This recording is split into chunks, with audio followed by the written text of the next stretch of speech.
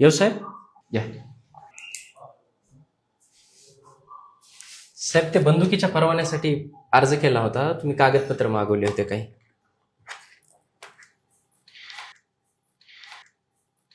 द्या. आधार card, pan card, उत्पन्न दाखला, प्रॉपर्टीचे पेपर, राशन कार्ड, रहिवासी दाखला.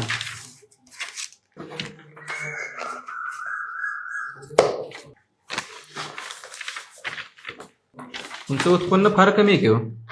नाही, मी उत्पन्न कमीच आहे साहेब, गरीब माणूस आहे मी. उत्पन्न कमी आहे. व्यवसाय काय करता? नाही नाही, व्यवसाय नाही साहेब. व्यवसाय कसला? आपलं एका कंपनीमध्ये 9 ते 5चा जॉब करतो साहेब. व्यवसाय नाहीये, नोकरी करत आहे, मग कोणाकडनं धोका वगैरे आहे तुम्हाला? धोका आज तर काही नाही, पण उद्याचं काय सांगता येते साहेब? तुम्हाला वेतन देताच येणार नाही, कारण का तुमचं उत्पन्न फार कमी आहे. मला कसं वेतन देता येणार? तुम्ही पात्र नाही यासाठी.